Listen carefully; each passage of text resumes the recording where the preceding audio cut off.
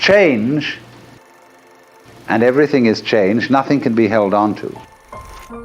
To the degree that you go with a stream, you are still. But to the degree you resist the stream, then you notice that the current is rushing past you and fighting with you. So swim with it. And you're there. You're at rest. And this is, of course, particularly true when it comes to those moments when life really seems to be going to take us away, and the stream of change is going to swallow us completely. The moment of death. And we think, this is the end. Not yet, please. I'm not saying you ought to be willing to die, and that you should muscle up your courage when the terrible thing comes. The point is that you can only die well if you understand that your disappearance as the form, your disappearance as this particular organism, is simply seasonal. It sounds terrible, you see, that everything is going to die, and here you are, thinking that happiness, sanity, and security consist in clinging on to things. But as soon as you really stop clinging to change, it becomes amazing. And not only do all your senses become wide awake, not only do you feel almost that you're walking on air, but you see finally that there is no duality, no difference between the ordinary world and the nirvana world. And if you keep identifying yourself with some sort of stable entity, you don't acknowledge your inseparability from everything else that there is. Now, let's get practical. You say, okay, I understand what you are saying theoretically, but I know that I would be terrified if somebody was going to tell me that I'm going to die. This panic to live is in us in an uncontrollable way, and this is part of the reason why we say we have an instinct to survive. A lot of people are afraid that when they die, they're going to be locked up in a dark room forever. Well, try and imagine what it will be like to go to sleep and never wake up. And if you think long enough about that, it'll pose the next question to you. What was it like to wake up after having never gone to sleep? That was when you were born. You see, you can't have an experience of nothing. So after you're dead, the only thing that can happen is the same sort of experience as when you were born. In other words, we all know very well that after people die, other people are born. And they're all you. Only you can only experience it one at a time. You don't have to remember the past. In the same way, you don't have to know how to shine the sun. You just do it, like you breathe. Doesn't it really astonish you that you are this fantastically complex thing, and that you're doing all of this and you never had any education in how to do it? You never learned, but you're this miracle? It's one of the great wonders of life.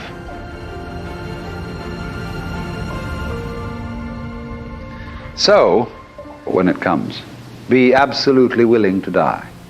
Go over that waterfall just as you go to sleep at night.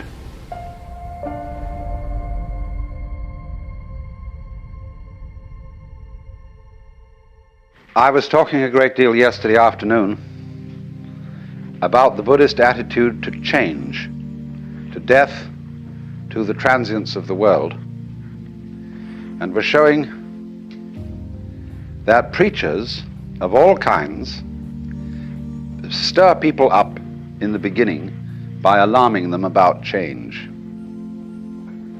That's like somebody, actually raising an alarm, just in the same way as if I want to pay you a visit and then we can come in and I don't need to raise an alarm anymore. So in the same way, it sounds terrible, you see, that everything is going to die and pass away, and here you are, thinking that happiness, sanity, and security consist in clinging on to things which can't be clung to, and in any case there isn't anybody to cling to them. And the whole thing is a weaving of smoke.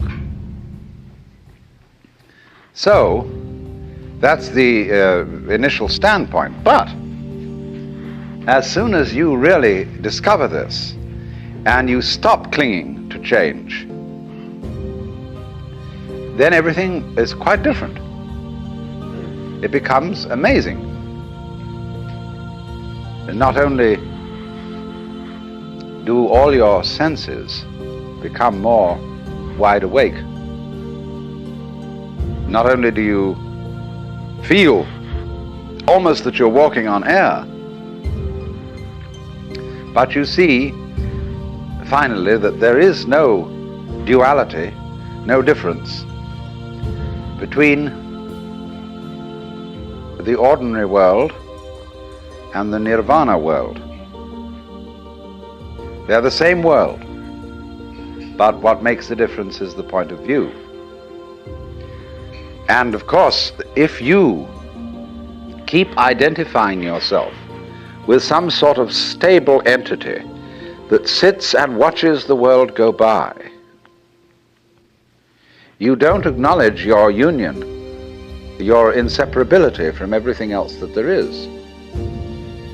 You go by with all the rest of the things, but if you insist on trying to take a permanent stand, on trying to be a permanent witness of the flux, then it grates against you and you feel very uncomfortable. But it is a fundamental feeling in most of us that we are such witnesses. We feel that behind the stream of our thoughts, of our feelings and our experiences, there is something which is the thinker, the feeler, and the experiencer.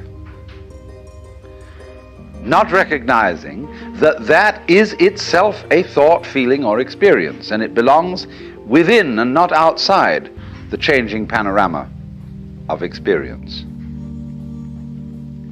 To find out what is eternal, you can't make an image of it, you can't hold on to it. And so it's psychologically more conducive to liberation to remember that the thinker or the feeler or the experiencer and the experiences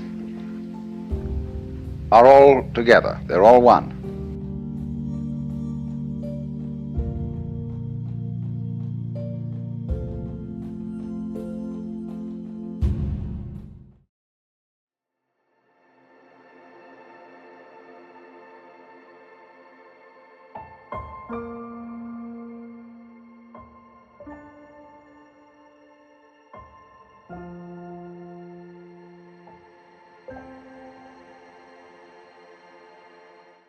You know, there's something absolutely extraordinary that occurs when two people who have genuinely awakened to their true nature encounter each other. It's not what the romantic novels tell you. It's not what the spiritual communities often describe. It's something far more subtle, far more profound, and in many ways far more beautiful than anything we've been conditioned to expect. Most relationships, if we're honest, are based on a kind of mutual incompleteness. Two people come together because each feels that something is missing, something is lacking, and the other person seems to promise to fill that void. This is what we usually call falling in love, but it's really falling into need. It's two halves trying to make a whole, two empty cups trying to fill each other, two drowning people clinging to each other in the hope of staying afloat. And there's nothing wrong with this, necessarily. This is where most of humanity lives, and these relationships can be perfectly functional, even pleasant. But they're based on a fundamental misunderstanding. They're based on the belief that you are incomplete, that happiness exists outside of you, that another person can give you what you lack within yourself. But when two awakened souls meet, something entirely different happens. And the first thing you need to understand is that awakened souls don't need each other. Let me repeat that because it's crucial. They don't need each other. They're already complete. They've already discovered that the wholeness they were seeking was never outside themselves. They've realized that they are not separate, limited beings who need to be completed by another. They are the universe itself, experiencing life through a particular form. So when two such people encounter each other, they're not coming together to fill a void. They're coming together because they want to, not because they have to. And this simple distinction changes absolutely everything. The entire quality of the relationship is transformed when it's based on choice rather than need, on preference rather than desperation, on celebration rather than compensation. Think about it this way. When you're hungry, really hungry, you'll eat almost anything. You're not tasting the food, you're just trying to fill the emptiness. But when you're already satisfied, when you're already full, then if you choose to eat, it's pure enjoyment. You're tasting every flavor, appreciating every texture. You're eating for the pleasure of eating, not to fill a hole. This is what happens when awakened souls come together. They're not using each other. They're not trying to extract something from each other to fill their inner emptiness. They're simply enjoying each other, appreciating each other, celebrating the mystery of consciousness, recognizing itself in another form. And here's what's fascinating. Because neither person needs the other, because neither is clinging or grasping or demanding, there's a kind of freedom in the relationship that most people never experience. Each person is completely free to be themselves, to change, to grow, to move. There's no sense of possession, no fear of loss, no desperate attempt to control or manipulate or make the other person conform to some image of what they should be. When an awakened person looks at another awakened person, they're not seeing someone they need to complete them. They're seeing the universe looking back at itself.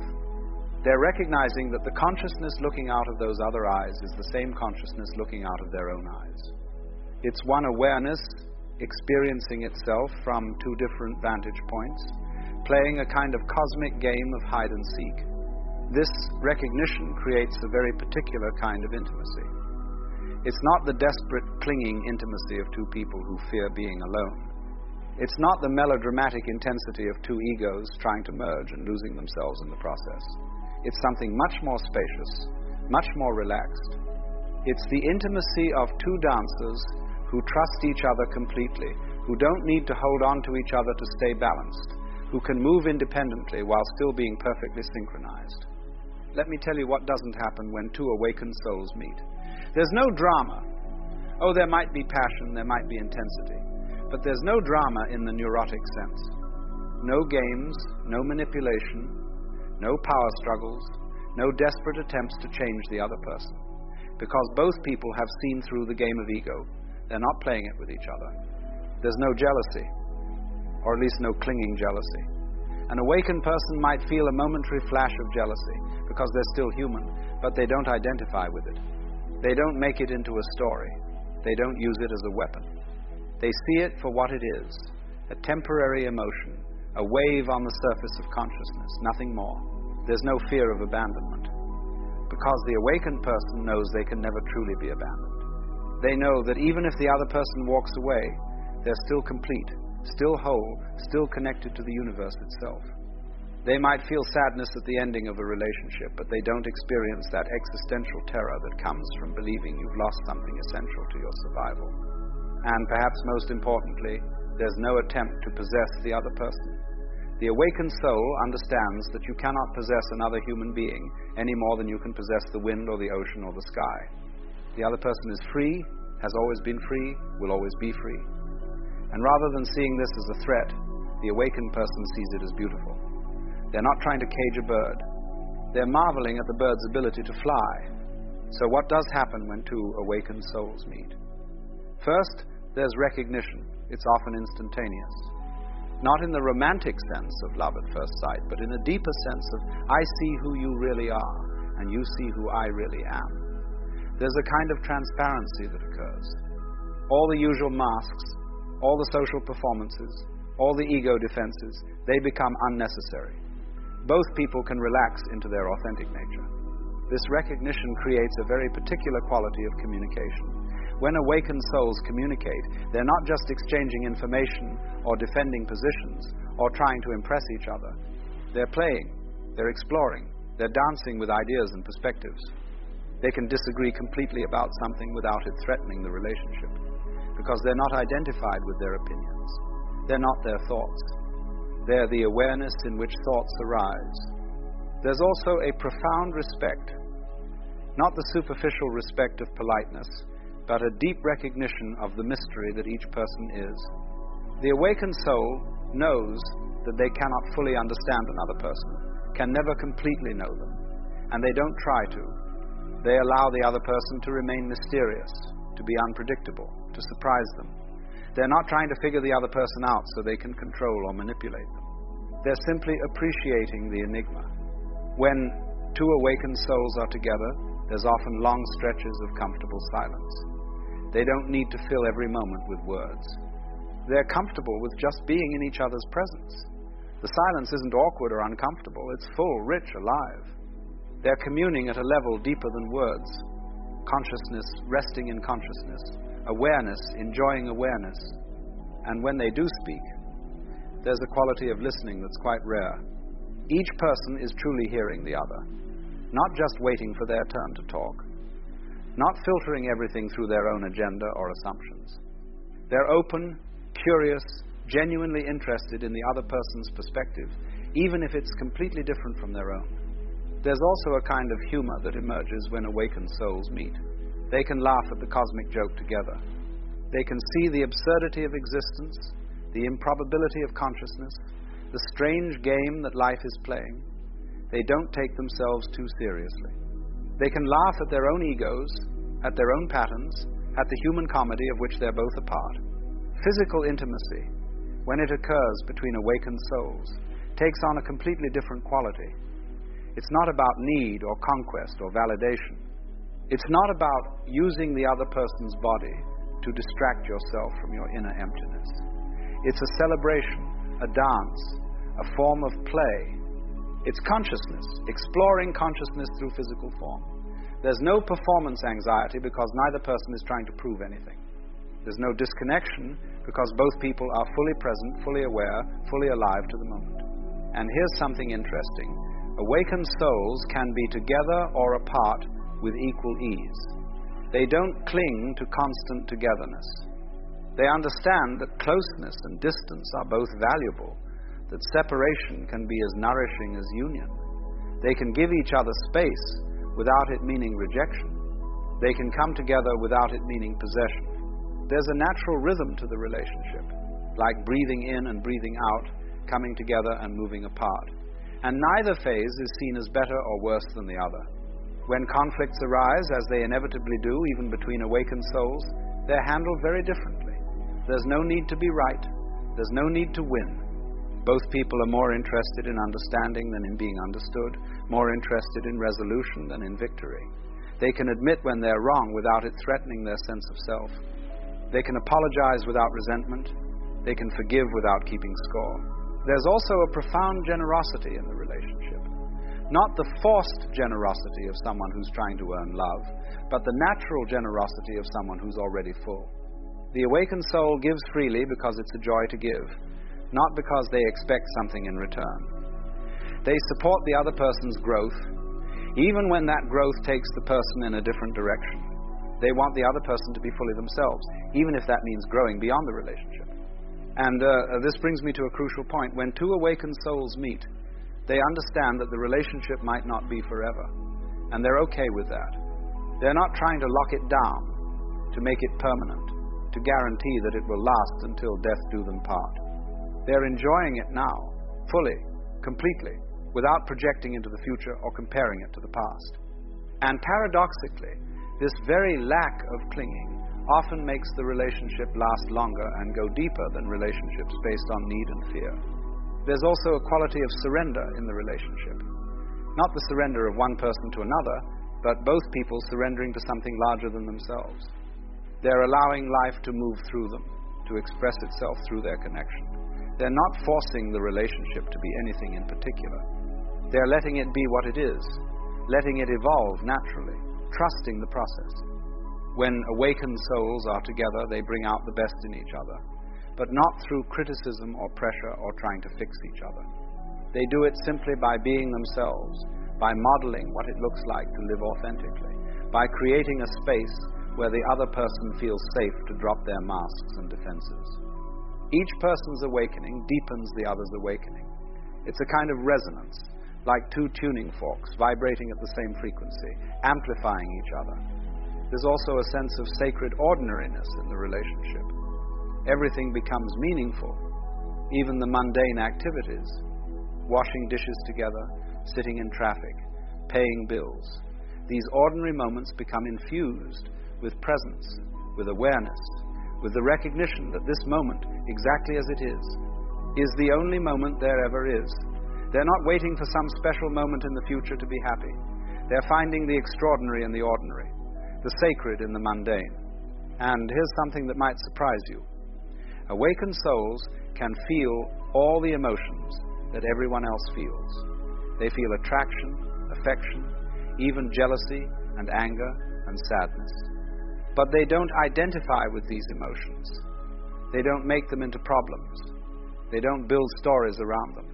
They feel them fully and completely and then let them pass. It's like weather passing through the sky. The sky doesn't cling to the storm or push away the sunshine. It allows both to come and go. When two awakened souls meet, there's also a recognition that the relationship is not about personal fulfillment. It's not about completing each other or finding happiness together. It's about something much larger. It's about consciousness exploring itself, about the universe experiencing itself in relationship, about life expressing itself through the dance of two beings who've remembered who they really are. There's a famous Zen saying, before enlightenment, chop wood, carry water. After enlightenment, chop wood, carry water. The same could be said for relationships. Before awakening, you relate to another person. After awakening, you relate to another person. The actions might look the same from the outside. But the inner quality, the inner experience, is completely transformed. The awakened relationship is not free from challenges. There are still practical matters to navigate, differences to bridge, adjustments to make, but these challenges are not seen as problems. They are seen as opportunities for deeper understanding, for greater wisdom, for more complete presence. Every difficulty becomes a teacher, every conflict becomes a doorway to greater consciousness. And perhaps most beautifully, when two awakened souls meet, they create a field of consciousness that affects everyone around them. Their presence together has a quality that others can feel, even if they can't articulate it. It's peaceful but not passive. It's joyful but not manic. It's loving but not needy.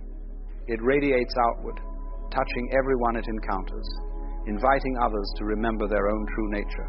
This is what happens when two awakened souls meet.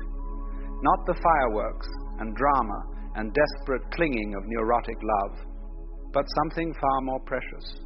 A meeting of two beings who've remembered what they are, who see the divine in each other, who can dance together without stepping on each other's toes, who can be completely together and completely free at the same time. It's a relationship not of need but of celebration, not of possession but of appreciation, not of fear but of trust, not of becoming but of being. And in this being together, in this mutual recognition, in this dance of consciousness with consciousness, something profound is revealed. That love is not something that happens between two separate beings.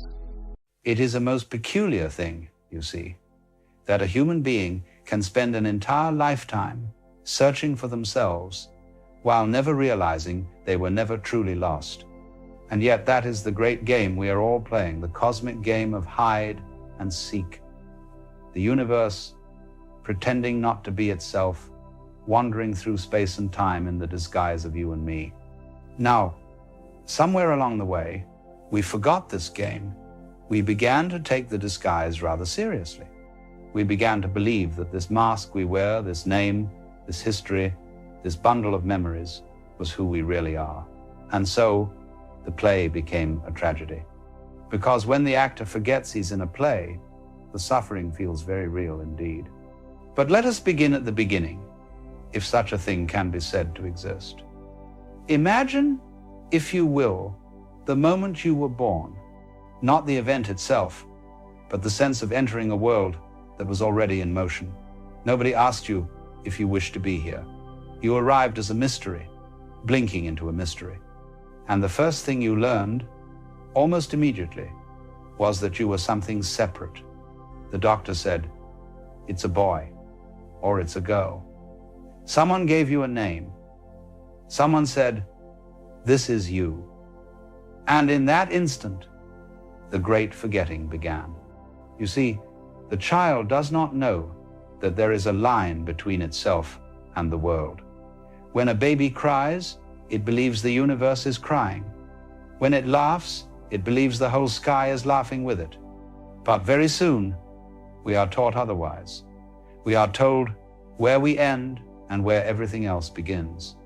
That's the first illusion, that there is an inside and an outside, that you are here and the world is there. We even speak of it that way. I came into this world. But that's not how it happened at all. You did not come into this world. You came out of it in precisely the same way a wave comes out of the ocean or a leaf grows out of a tree. You are not a stranger here. You are the universe expressing itself as this particular form for a while. And yet, because of language, because of conditioning, because of fear, we begin to imagine ourselves as isolated fragments. We identify with the body, with the name, with the narrative. And we say, "I am this," and nothing more. But tell me, where exactly does this I begin? If I draw a line around your body, is that truly the border of you? Because the air you breathe becomes your blood, and your blood becomes your thought, and your thought changes the world around you. So where do you stop and the world begin? It's quite impossible to say, isn't it? The whole thing is one continuous process, yet our minds have divided it up for convenience. We draw lines, make maps, categorize, define. But the map, you see, is never the territory. The word is never the thing. The idea of you is not you. And yet, we have mistaken the symbol for the reality. This is why people suffer. Because we have been hypnotized by words, by images, by the great myth of separateness. The ancient Hindus called this Maya, the illusion that tricks consciousness into believing it is something apart from itself. And from this illusion springs all the great human dramas: fear, greed, ambition, loneliness, the endless craving to become something more. When you think you are a separate being, the universe becomes a threat. Everything outside is either something to be conquered or something to be avoided. You must protect yourself. You must compete. You must achieve. And so you spend your life struggling to survive, never realizing that the very energy of that struggle is the same energy that moves the stars. It is rather like a wave on the ocean trying not to be wet. The wave says, "I must maintain my shape, my identity. I must fight against all the other waves." And in doing so, it forgets that it is the ocean itself. You and I are doing exactly that. We have become obsessed with being somebody rather than simply being. Now, this forgetting is not a mistake. It's part of the game. The universe hides itself from itself so that it can experience the joy of rediscovery. The darkness is necessary for light to recognize itself. The silence gives meaning to sound. And in the same way, forgetting who you are is the prelude to awakening. But the tragedy of our modern life is that we've made the forgetting permanent. We have built entire civilizations around the idea of separation. We have systems that reward competition and punish stillness. We have machines that amplify distraction. We measure worth in numbers, and we mistake productivity for purpose. And so, the game has lost its laughter, the play has forgotten its script. You can see this in the way people live. They move as if haunted, always chasing, always becoming, never arriving. They think salvation lies in the next promotion, the next purchase, the next achievement. But every time they reach the next thing, it dissolves like mist, because what they are truly searching for cannot be owned, cannot be earned, cannot even be found. It can only be remembered. And so the question arises, who or what is it that has forgotten? Who is this I that believes it is lost? If you look closely, you'll find something extraordinary. You'll find that the one who seeks is the very thing being sought. You'll find that beneath all the noise and confusion, there is a silence watching everything. That silence is what you truly are. When you close your eyes at night and the whole world disappears, that silence remains.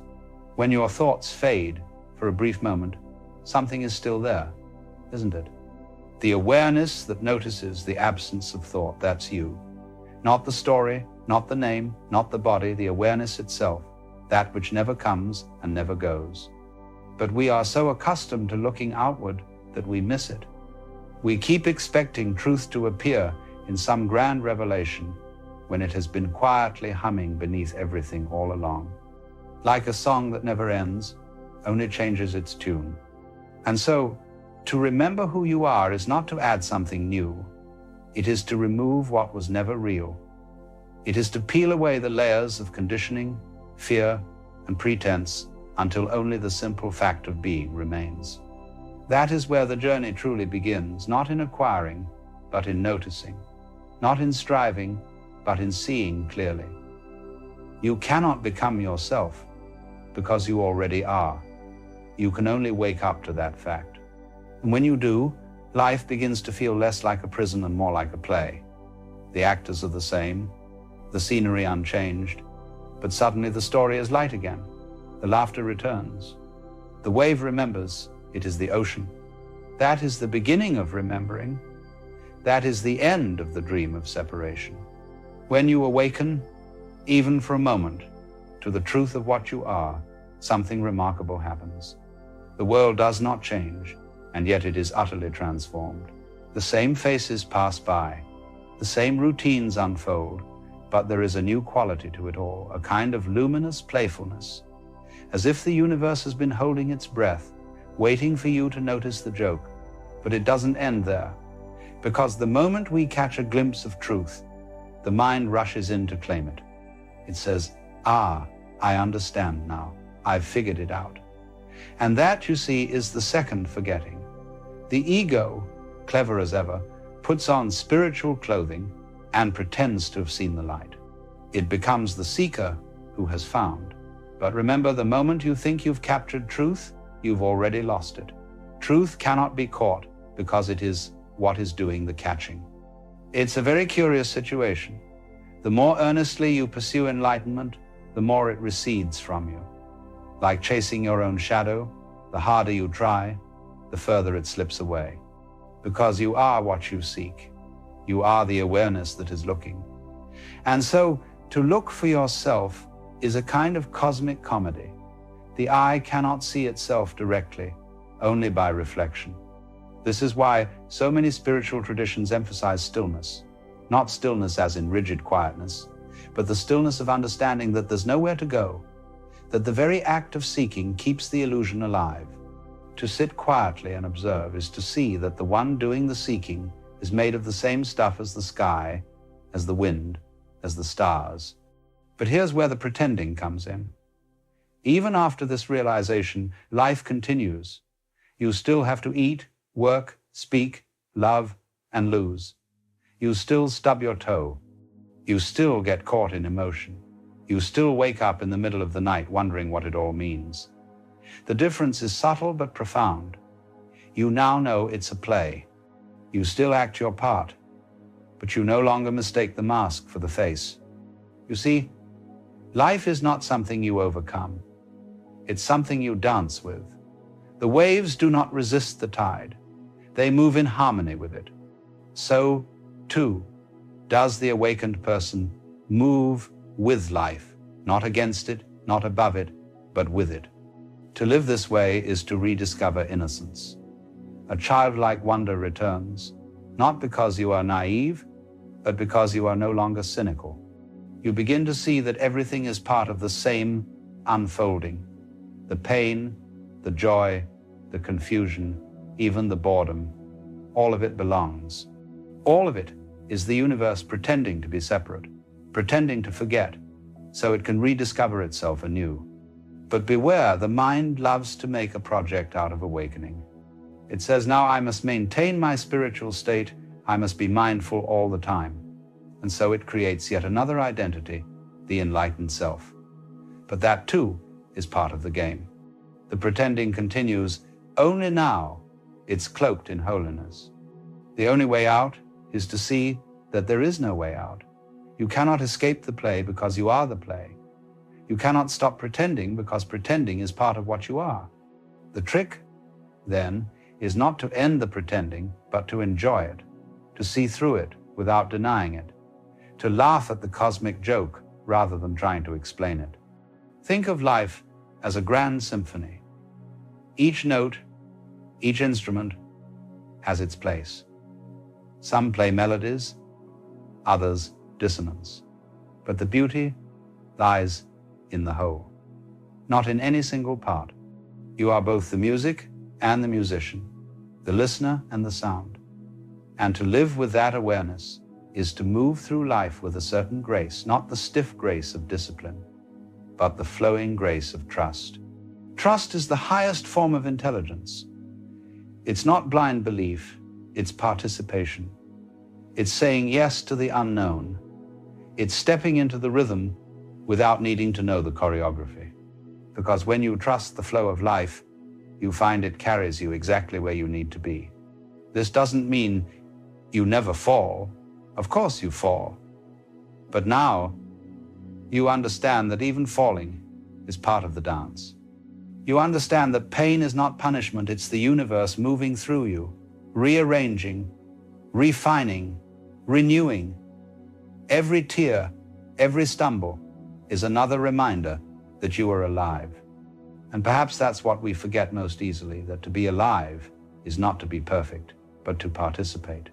The stars burn and collapse, the trees grow and decay, everything changes, and that change is not a flaw, it's the very expression of beauty.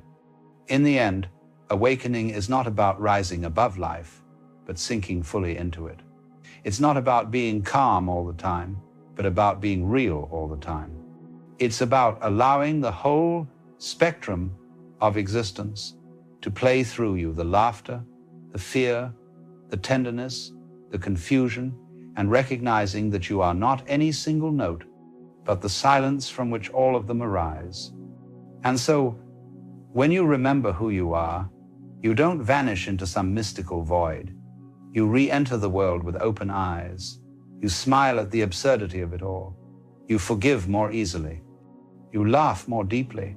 You become softer, not weaker. Wiser, not detached. You realize that love is not a feeling, but a way of seeing.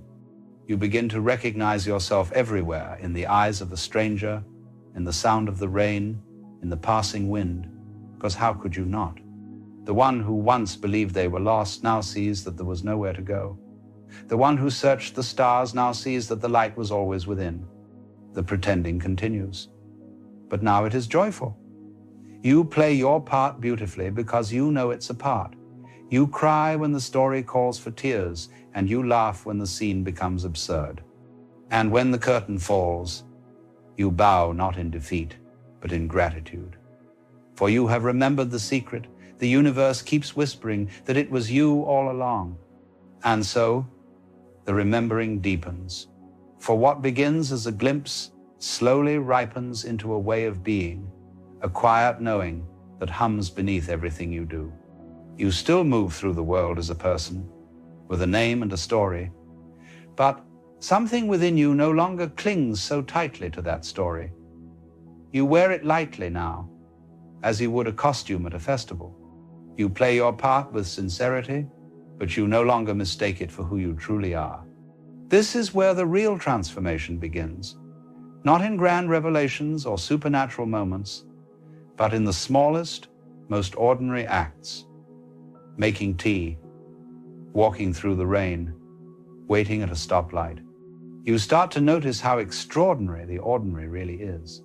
The smell of earth after a storm, the texture of a wooden table beneath your hand, the faint echo of laughter drifting through a window. You begin to live with an intimacy that no philosophy can capture. This is what the mystics mean when they speak of heaven on earth. It is not a place elsewhere. It is this very life, seen clearly, without the veil of judgment or expectation. To live this way is to rediscover wonder. You see that everything, absolutely everything, is sacred because it exists. Even your own confusion, your sorrow, your restlessness, these too are part of the divine dance. But the mind, ever restless, will still try to intervene. It whispers that such peace cannot last, that surely this stillness will vanish. It begins to search for ways to hold on to the state of grace, to capture it like a photograph. Yet every attempt to hold on to stillness destroys it. For stillness is not something to be kept. It is what remains when there is no grasping. And so, you learn to let go again, not as a lesson, but as a rhythm. Letting go becomes breathing. Each inhale takes in the world, and each exhale releases your need to possess it. Life flows through you rather than around you. You realize there was never a separation to begin with, only the illusion of one. In this stage of awakening, something else happens. You begin to see that others, too, are pretending to be separate. Every stranger becomes a mirror, every argument a lesson, every act of cruelty a cry for recognition. You begin to sense the shared ache of humanity, the longing to return home to something that was never lost. This understanding births compassion, not as an effort, but as a natural response. You see yourself in others because you finally see others as yourself. Now, compassion is often misunderstood. It is not pity, nor is it a soft sentiment. True compassion carries clarity. It does not enable illusions, but gently reveals them.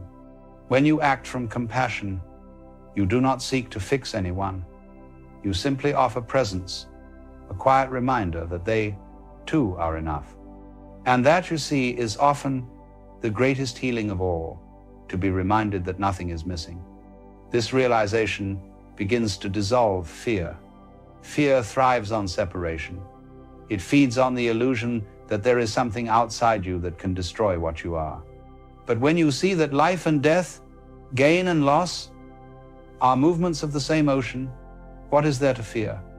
The wave cannot fall out of the sea. It may rise and fall, but it never ceases to be water. Imagine for a moment a leaf floating down a stream. The leaf does not resist the current. It does not complain about where it is taken. It moves gracefully, not because it understands the river's path, but because it trusts the flow. You, too, can live this way. You can let yourself be carried, not by resignation, but by participation. You move with life instead of against it, and in doing so, discover that the current was never against you.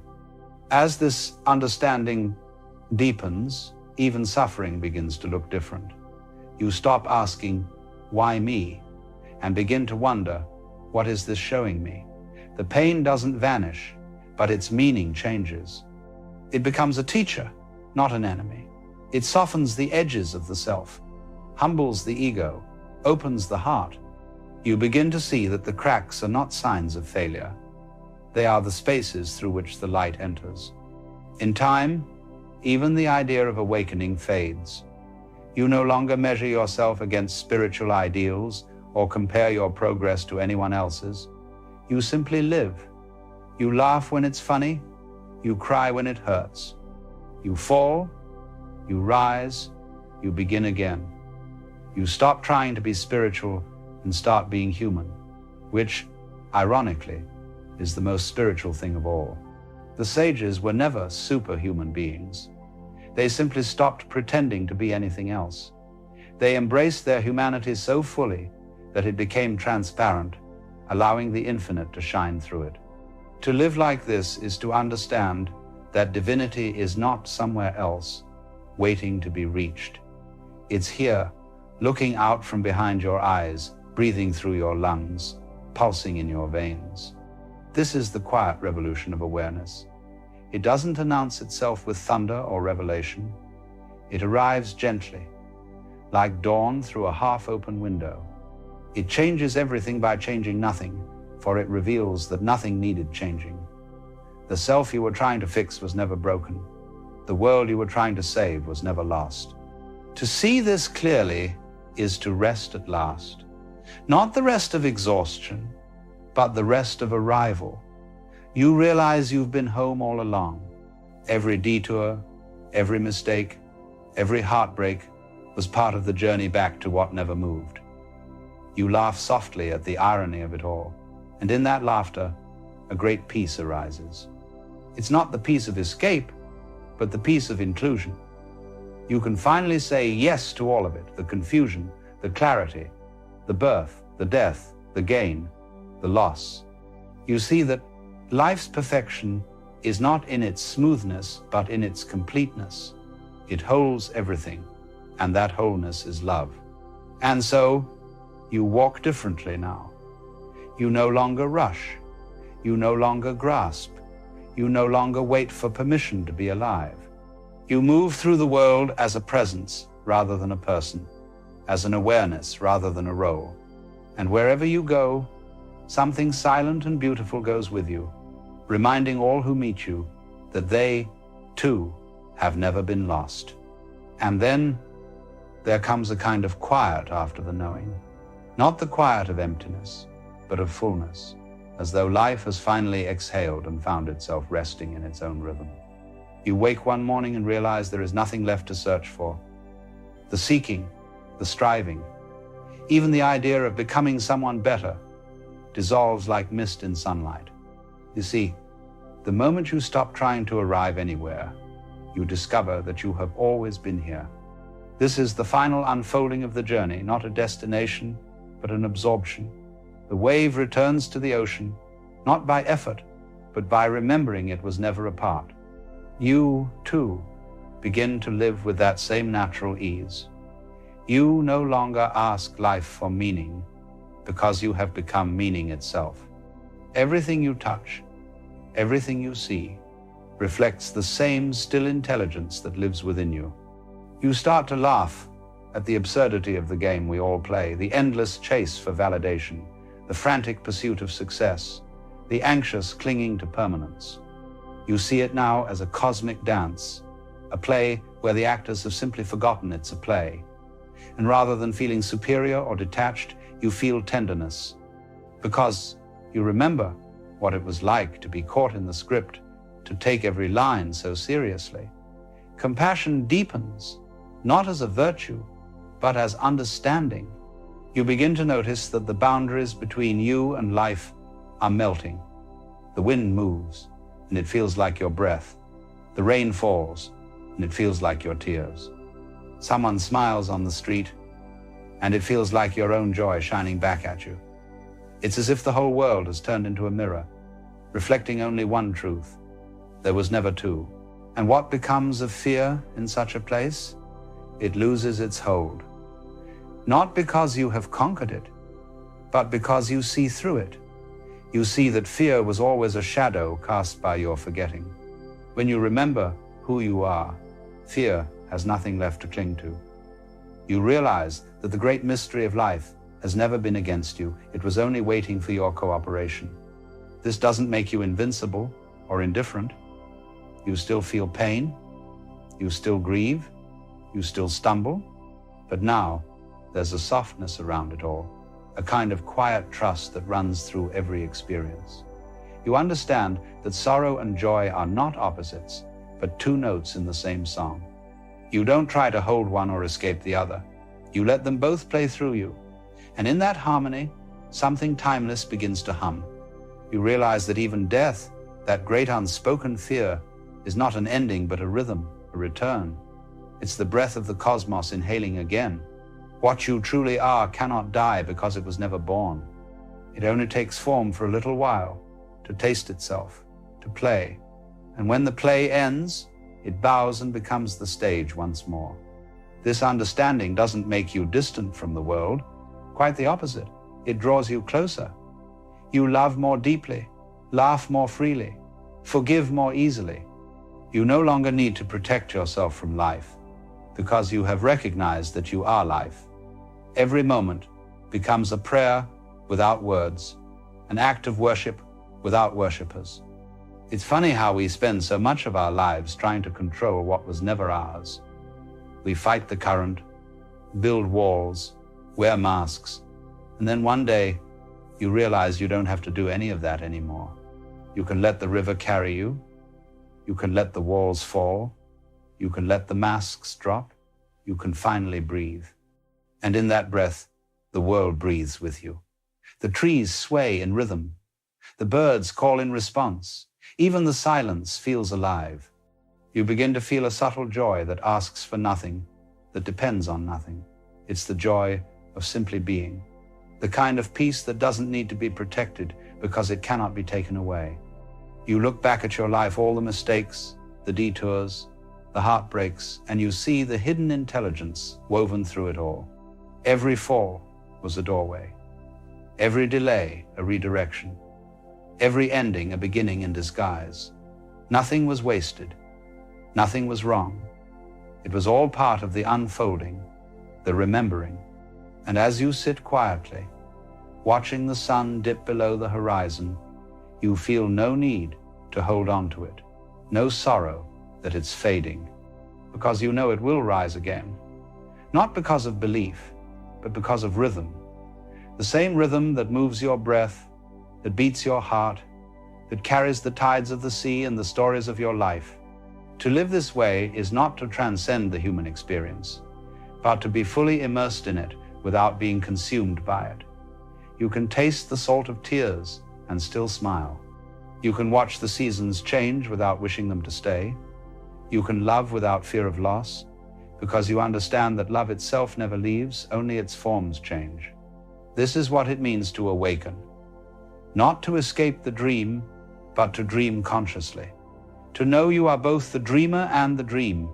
You live in the world, but you are no longer bound by it. You participate in the drama, but you no longer mistake the stage for reality. You have come home to yourself, and in doing so, you have come home to the universe. And perhaps that's the most beautiful realization of all, that you were never lost, never broken, never unworthy. You were simply playing hide and seek with eternity, waiting for the moment when you'd stop searching and start seeing. Now you see, and seeing, you smile. Because the great secret, the one that sages have whispered through time, is beautifully simple. You are already what you seek. So you walk on, not to arrive, but to express, not to find meaning, but to reveal it. And as you walk, the universe walks with you, endlessly unfolding, endlessly returning, endlessly free.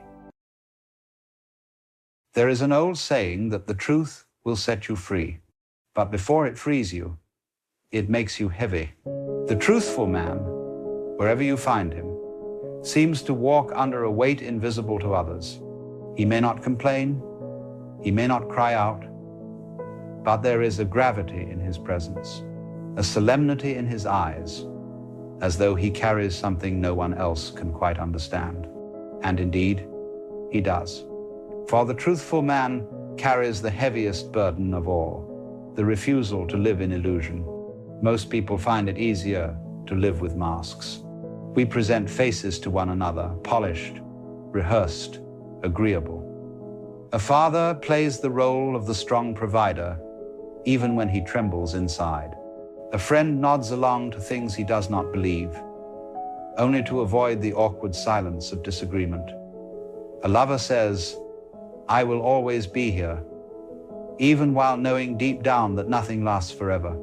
These masks are lies, of course, but they are lies we accept because they protect us from discomfort. They let us belong, they let us be liked, but the truthful man cannot wear them for long. He may try, for he is human after all, but something in him revolts. He feels the itch of dishonesty like a splinter in the mind. He senses the falseness of the role and cannot rest until it is removed. And so, one by one, he lays aside the masks. At first, this feels noble, liberating. He thinks, now I can finally be real.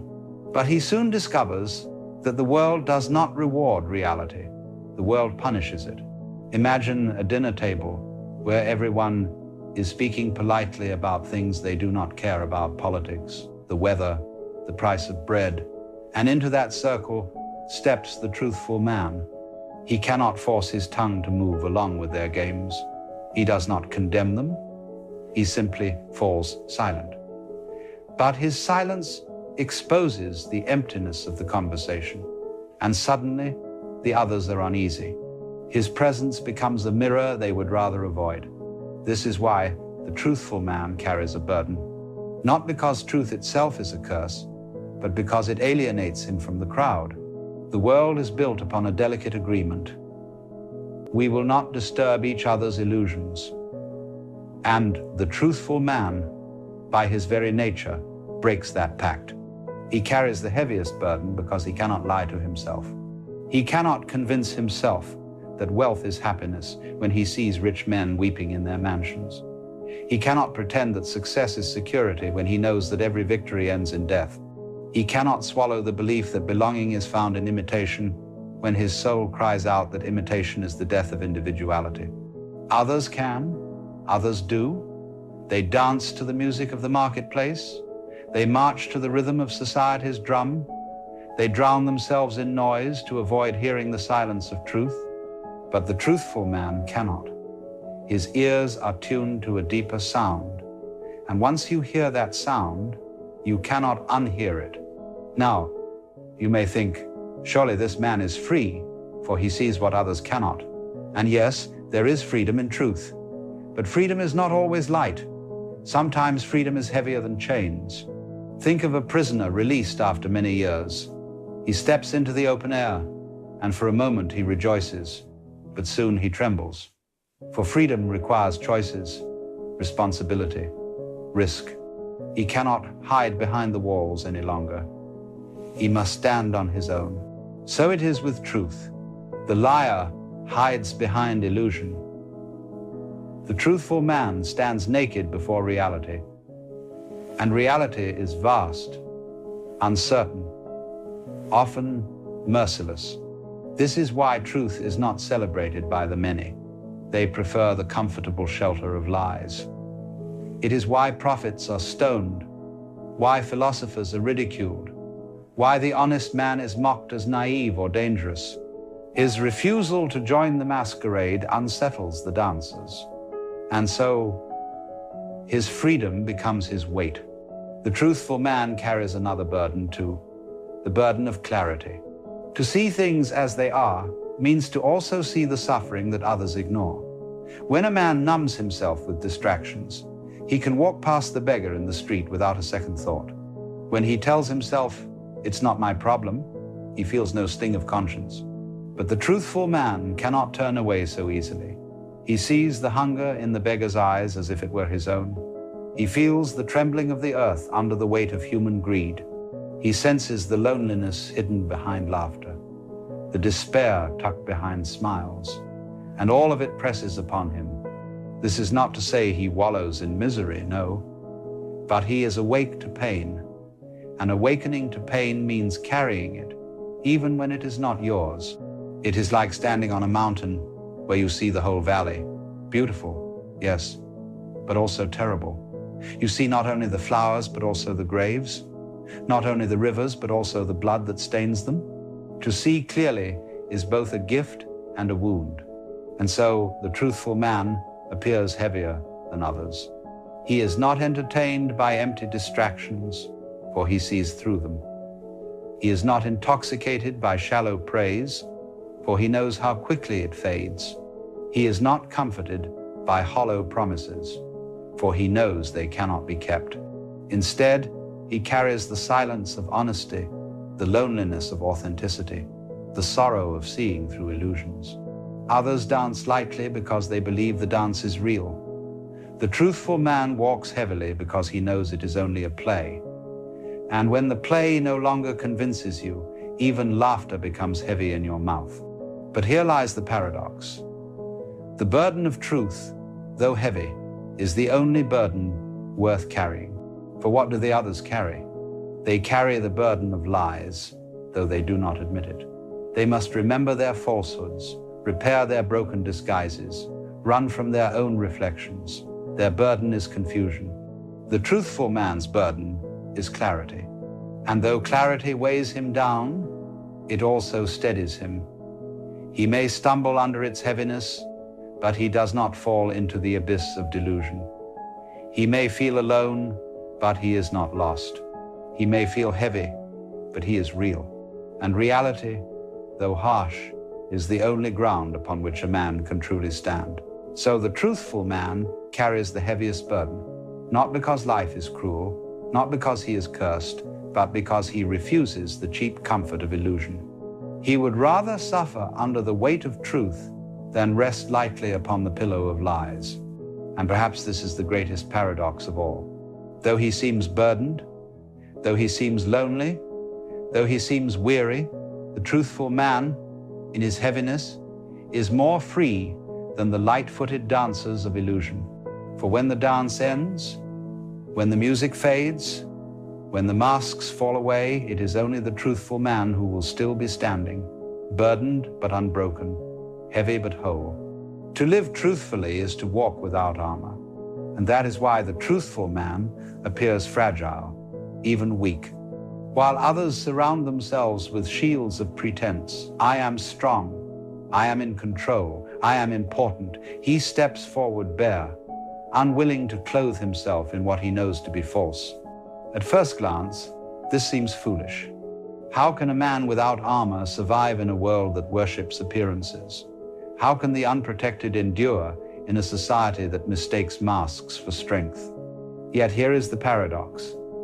His lack of armor is precisely his strength. For what happens when the storm comes? What happens when the illusions crack? The man who wears false armor is shattered along with it. The truthful man, having never depended on illusions, stands firm. The burden of truth is heavy because it does not allow shortcuts. The liar can flatter to be liked, boast to be admired, pretend to be wise. He can win friends with deceit, gain power with manipulation, and soothe his conscience with distraction. The truthful man has none of these luxuries. He must take the long road, the slow road, the honest road. He must earn respect, not demand it. He must accept solitude when his honesty unsettles others. He must face consequences when his refusal to lie exposes what others would prefer to hide. This is why his steps are heavy. Every footfall is weighed with reality. And yet, this heaviness is not defeat, it is integrity. The truthful man walks with burden, yes, but each burden carried honestly strengthens his soul. To carry truth is also to carry solitude. You see, lies create crowds. They give us slogans to chant together, masks to wear together, illusions to share. Whole societies are built upon mutually agreed pretenses. And within them, people feel united, not because they are truly connected, but because they are collectively deceived. But the truthful man cannot join this unity. He cannot nod along when his heart says no. He cannot pretend to belong when he knows the price of belonging is the death of his authenticity. And so he walks apart. He becomes the man at the edge of the room, the one whose silence disturbs the noise, the one who no longer laughs at empty jokes. He feels the sting of being misunderstood, the ache of being excluded, the chill of being alone. This is his burden. But it is also his refinement. For solitude, when embraced truthfully, is not emptiness but fullness. The man who is left alone with his honesty begins to hear what the crowd cannot. He hears the song of the wind, the wisdom of silence, the quiet companionship of the stars. In losing the applause of the many, he gains the intimacy of the real. The truthful man carries the heaviest burden because he is called to suffer without escape. The liar suffers too, of course, but he hides his suffering beneath distractions. He runs into the arms of entertainment, drowns himself in noise, loses himself in ambition. He refuses to look at his pain directly, and so he carries it in secret. disguised even from himself. But the truthful man has no such escape. He feels pain and admits it. He faces fear and names it. He confronts despair without the drug of denial. And so his suffering is heavier but also cleaner. Like a fire that burns hot and pure, his suffering refines him. It teaches him what matters. It strips away what is unnecessary. It forges in him a strength that cannot be faked, for it is carved directly from the stone of reality. This is why the truthful man, though heavy, is free. The liar may laugh loudly, but inside he trembles. The crowd may cheer together, but each member fears solitude. The pretender may shine for a season, but he is always running from the shadow he casts. The truthful man, however, has nothing to fear. His life may be heavy, but it is steady. His road may be lonely, but it is real. His heart may ache, but it is whole. And this wholeness, this integrity, gives him a strength that no applause, no praise, no illusion can provide. The burden of truth also transforms the way he sees others. At first, honesty isolates him, but in time, he discovers that his burden is not only his own. Everyone, in their quiet moments, senses the weight of reality. Everyone knows, somewhere deep inside, that their masks are fragile, that their illusions will one day fail. The truthful man becomes a kind of silent witness to this hidden awareness in others. He no longer despises them for their lies. He understands. He sees that their dishonesty is not cruelty, but fear. They fear what he has already accepted, the raw, unpolished face of reality. And so his burden, though heavy, ripens into compassion. He does not join their illusions, but neither does he condemn them. He carries his truth with dignity, and in doing so, he becomes a light for those who are ready to step into honesty themselves. The heaviest burden becomes the deepest gift. For in the end, what the truthful man carries is not merely his own honesty, but the possibility of honesty for everyone. By refusing to bow to illusion, he shows that it can be done. By bearing the cost of authenticity, he proves that the cost is survivable. By walking alone, he clears a path that others may one day follow, and though he may never be thanked, though his road may never be crowded, he leaves behind a trail of footprints that point toward reality. So yes, the truthful man carries the heaviest burden, but it is a burden worth carrying, for while it bends his back, it straightens his spirit. While it isolates him from the crowd, it connects him to the cosmos. While it removes his illusions, it reveals the eternal presence behind them. And when all the masks fall away, when all the pretenses collapse, when all the illusions dissolve, it will not be the liar who stands free. It will be the man who carried the burden of truth all along. There is a strange feeling that follows us through life, even when we seem to have all the things we once wished for. You might notice it on quiet evenings, when everything is finally still, the bills are paid, the kitchen is clean, the lights are soft, and yet something inside you whispers, there must be more. It is not greed, not exactly. It is an ache, an almost sacred restlessness, as if the mind refuses to believe that satisfaction could ever be simple. We are taught from childhood that money is the measure of safety, that to be rich is to be free. But the odd thing is that very few people who are surrounded by abundance ever truly feel free. They are anxious about losing it, suspicious of those who want it, and haunted by the idea that it might one day stop flowing. So even when the river of wealth runs wide, they still feel thirsty. You see, money is not a thing we hold. It is a story we tell. A story about control, about certainty, about being on the right side of fate. But the story keeps changing, and we keep rewriting it. One day, you tell yourself that if you could only earn a little more, you'd finally relax. The next, you have more, and you find new ways to be tense. You upgrade the dream, not because you need to, but because you no longer know how to stop chasing. This is the subtle tragedy of modern life. You can have comfort without peace. You can have wealth without trust. You can have options and still be trapped. And you can spend your entire existence trying to feel what cannot be bought, the quiet assurance that you are already complete. It is curious that the richer a society becomes, the less satisfied its people seem to feel. We accumulate things faster than we can enjoy them.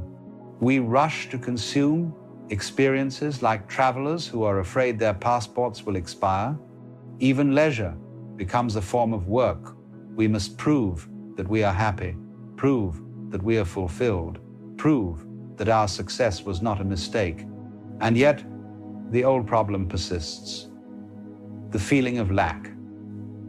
A man who owns a house may still lie awake, worrying about losing it. A woman who finally earns her dream income may suddenly fear that it won't be enough next year. It is never the numbers in the bank that trouble us. It is the belief that we are still incomplete, that someone, somewhere, is ahead.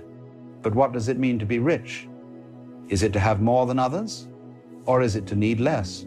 You can only feel wealth by contrast. If everyone had 1 million, no one would feel rich.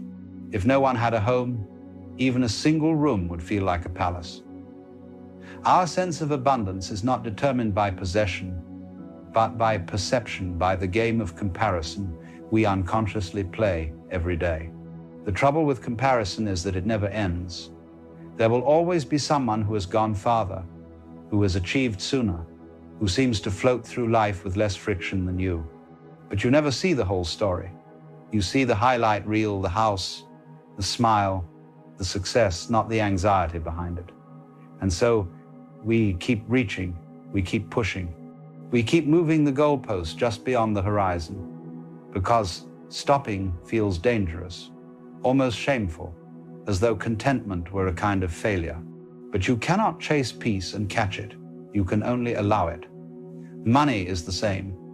The more you treat it as something to trap, the faster it runs from you.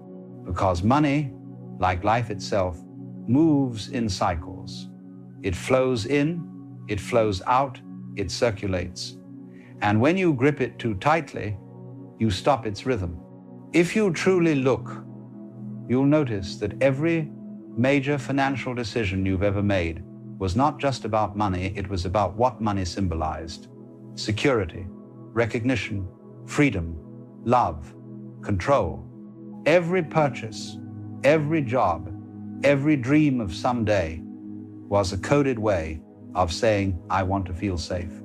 But the great paradox is that the moment you tie your safety to something that can fluctuate, you guarantee your insecurity. This is why even wealthy people rarely feel rich. They have built their peace on sand. The market shifts, the company falters, the economy trembles, and the heart trembles with it. But what if you discovered that the sense of richness you're longing for has nothing to do with the balance in your account and everything to do with your relationship to enoughness? Enough is a quiet word. It does not shout like success or sparkle like wealth. It whispers, it says, you may stop now, but the modern mind is deaf to that whisper because stopping looks too much like losing. We have confused contentment with complacency. Yet the only way to ever feel truly rich is to recognize that you already possess the only wealth that matters, the capacity to be here now without needing the next thing to make it worthwhile. You may have noticed that the richest moments of your life were never the most expensive ones. They were the mornings when the sun touched your window at just the right angle, the laughter that cost nothing, the meal that tasted better because you had someone to share it with. These are not moments of scarcity. They are proof that wealth was never the issue. Attention was. Attention is the new currency of our age. What you give your focus to, you empower. If your attention is constantly orbiting what's missing, then even a fortune will feel fragile. But if your attention settles into what is already here, then even the simplest life will feel abundant. We often think money will finally make us present, that once the bills are gone, the debt erased, the worry silenced, then we will relax. But life has a strange sense of humor. It gives you peace the moment you stop waiting for peace to be purchased. The moment you stop making contentment conditional on external gain, you realize that freedom was never hiding in the bank. It was hiding in your breath. It is a peculiar madness to believe that the value of life depends on the size of one's savings. Yet most people spend their best years trading time, the one thing they can never recover, for figures that exist only as digital ghosts on a screen. The irony is exquisite. We sacrifice the living moment for symbols of potential moments. You do not live in the future that your money promises. You live here, in this pulse, in this breath, and when that breath is over, you cannot spend what you have stored. But the culture around us whispers endlessly, you must prepare, you must accumulate, you must secure yourself. We build whole identities on this premise. The worker becomes his salary, the entrepreneur becomes her valuation, the artist becomes the market's approval, and in the process, we forget the original reason we sought wealth in the first place, to be free to live. Freedom cannot be bought. It is a realization, not a transaction. You may have noticed that those who spend their lives chasing financial freedom rarely find it, because the chase becomes the prison. The moment they reach one target, another appears. They're like sailors who keep moving the island on the map, always rowing toward a shore that never existed. To understand this, you must first see that money is not evil, nor is it sacred. It is neutral, pure energy, pure potential. It becomes poison only when you project your fears and hopes upon it. When you treat it as the medicine for every insecurity, it amplifies the sickness. But when you treat it as a tool, a rhythm, a movement of life itself, it begins to flow naturally again. Most people do not have a money problem, they have a meaning problem. They believe that by accumulating enough, they will one day escape uncertainty. But uncertainty is not an obstacle, it is the very texture of existence. You cannot buy your way out of it. You can only dance with it. Think of the ocean. The waves rise and fall. No one wave lasts forever, yet the ocean remains whole. Money is like that. It rises and falls in the tides of your life. Some seasons bring abundance, others require trust, but both are necessary for the rhythm to stay alive. You cannot have the flow without the ebb. Yet our minds resist this natural movement. We want to lock the river in a vault. We build dams of worry, hoarding, and fear, and then we wonder why we no longer feel the joy of its movement. You might feel it too, that heavy sense that you can never rest, because if you rest, the flow will stop. But it doesn't. It only stops when you stop trusting it. There are people who have very little, yet move through life with quiet confidence. Their peace is not because they are ignorant of difficulty, but because they are intimate with it. They have learned that wealth does not guarantee security any more than poverty guarantees despair. What matters is the relationship not between you and your money, but between you and your own sense of enoughness. You may have enough and still feel poor because you have not learned to feel what you already possess. The mind is trained to seek, not to notice.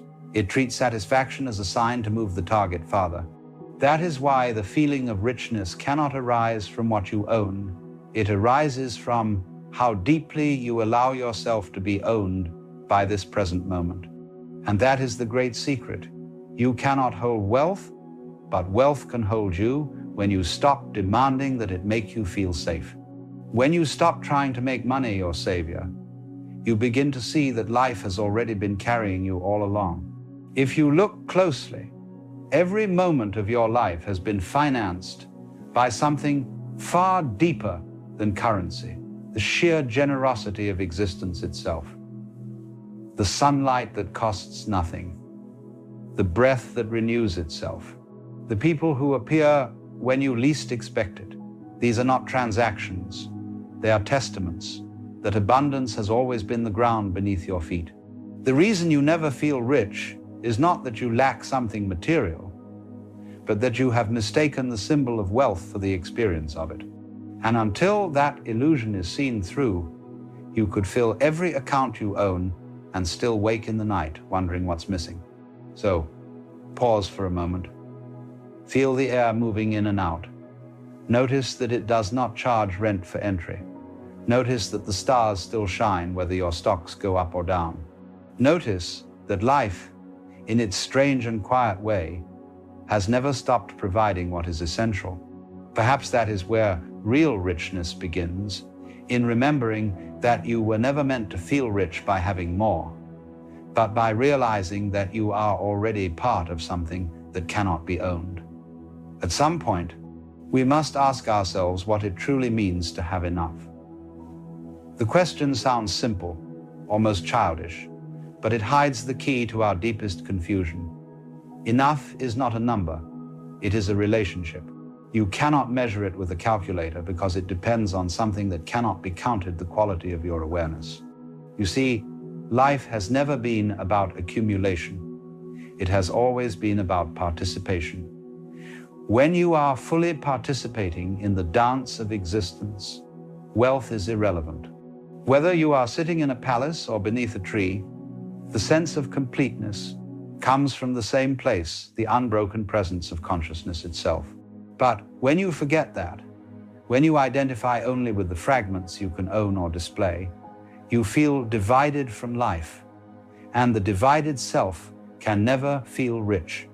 Consider for a moment how the idea of money arose. Once, there was only exchange. A fisherman traded his catch for the farmer's grain. The potter gave a bowl for a loaf of bread. It was a rhythm of giving and receiving, balanced by trust. But as soon as we invented symbolic wealth, the symbol became more important than the exchange. The coin replaced the conversation. The note replaced the handshake. We began to value not the act of giving, but the accumulation of the tokens that represented it. And so humanity found itself in an odd paradox.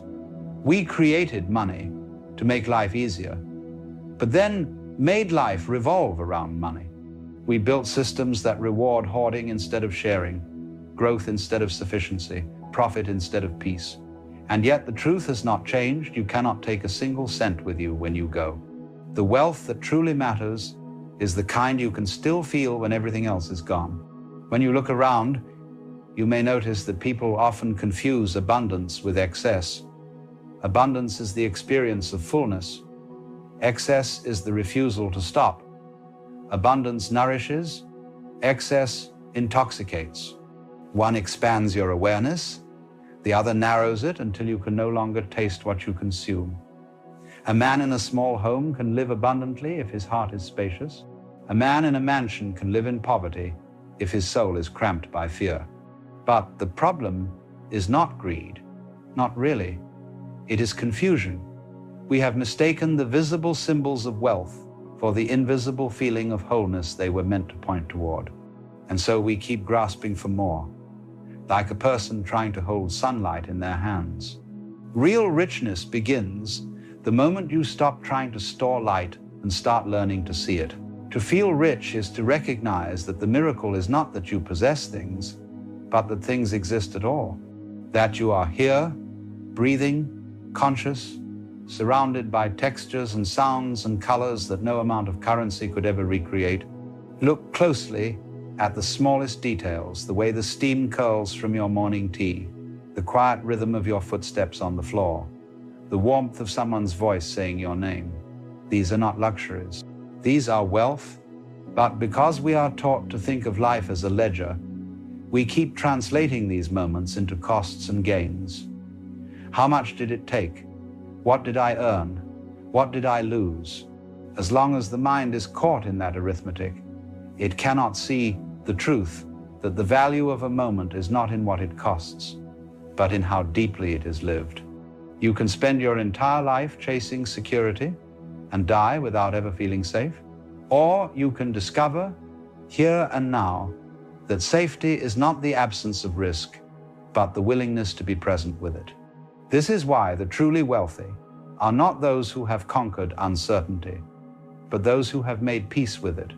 They understand that life is not meant to be controlled, but experienced. The richest people in spirit are not those who hold everything tightly, but those who have learned to let everything go again and again without losing the capacity to trust. There is a freedom that appears only when you no longer demand that the world guarantee you anything. It is the freedom of being able to breathe without bargaining. The freedom of knowing that your worth does not rise and fall with the market or with the approval of others. When you realize this, something subtle shifts. The pursuit of wealth turns inward. You begin to invest, not in possessions, but in perception. You become interested in the quality of your attention, how present you are when you speak, how open you are when you listen, how generous you are when you act. That is the real portfolio of the spirit. You see, all along, life has been offering you dividends of awareness. Every challenge, every failure, every success, all of it has been teaching you how to wake up. But you cannot cash those lessons in a bank. Their value is in their transformation. And so the question is not how to make more, but how to mean more. How to let your actions carry the weight of awareness. How to allow even the simplest gesture, a smile, a meal, a moment of silence, to become a declaration of gratitude for the wealth that is already surrounding you. People often ask, but what about ambition? Should I not strive? Of course you should strive, but know what you are striving for. There is nothing wrong with earning money, creating art, or building a company. What matters is whether your work is an expression of love or a performance of fear. When it comes from love, it expands you. When it comes from fear, it drains you. A man who works from love is not working for security. He is working because he is alive. He moves with the current of life instead of against it. He understands that what he creates is not for possession, but participation. The reward is not the result, but the doing. And when you truly work in that spirit, money ceases to be an obsession and becomes a natural byproduct of energy well spent. It flows to you not as proof of worth, but as a reflection of alignment.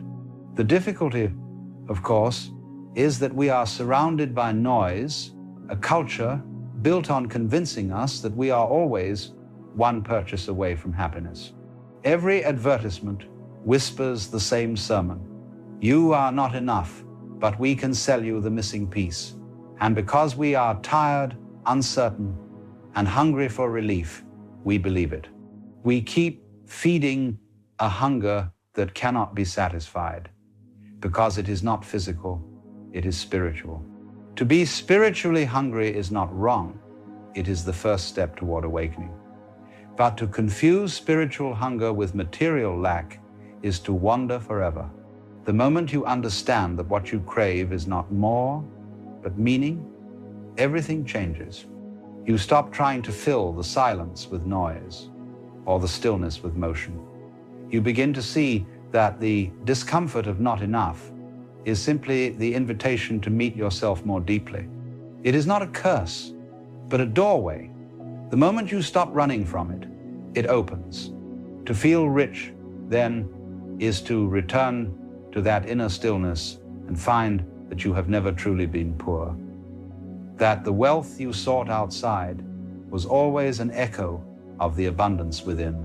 You realize that your entire life has been funded by something infinite, the same mystery that animates the trees, the rivers, the stars. It is a strange discovery to make because it dissolves the game entirely. You can still earn, still build, still plan for the future, but now you do it with lightness. You are no longer trying to prove your worth. You are simply expressing it. The anxiety of comparison fades. The compulsion to outdo disappears. What remains is participation, a pure willingness to live. And when you live like that, money becomes what it was meant to be, a servant, not a master. It moves through you as easily as breath, supporting what needs to unfold, then leaving when it is time. You trust that it will return when it is needed, because you are no longer clinging to its form. You are rooted in the deeper flow beneath it, the pulse of life itself. Imagine for a moment that you were suddenly invisible to society. No one could see your possessions, your titles, or your success. What would remain of you then? That remainder, the essence that cannot be measured or marketed, that is your true wealth. Everything else is temporary. There will come a day when your last transaction is complete, your last ambition satisfied, your last coin spent. And in that moment, all that will matter is whether you have learned how to be rich in presence, whether you can meet the final silence with gratitude instead of fear. If you have lived in constant hunger for more, death will feel like theft. But if you have lived in awareness of enough, death will feel like completion. The world will always offer you reasons to worry. The market will fall. Prices will rise. The future will tremble. But the one thing that cannot be shaken is the realization that wealth was never outside you. It was the consciousness through which you perceived the world. It was the gratitude that transformed necessity into blessing, repetition into ritual, ordinary life into sacredness. You are not poor because you lack things. You are poor only when you forget how to see. So, learn to see again.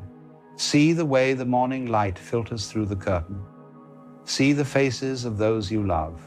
See the fleeting moments that slip between your plans. They are all pieces of gold scattered freely across the day.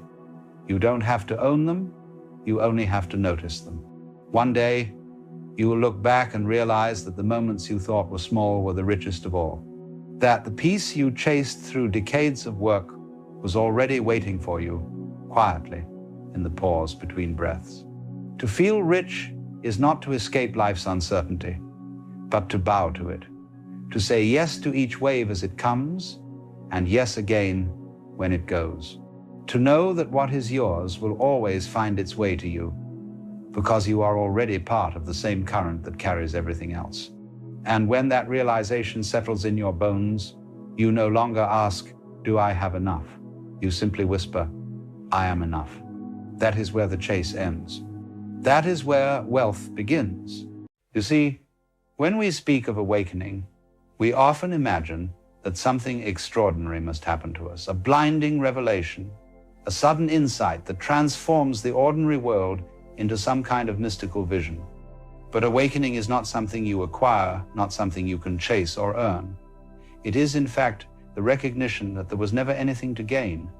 The strange paradox is that when you stop trying to become awakened, you realize you already are.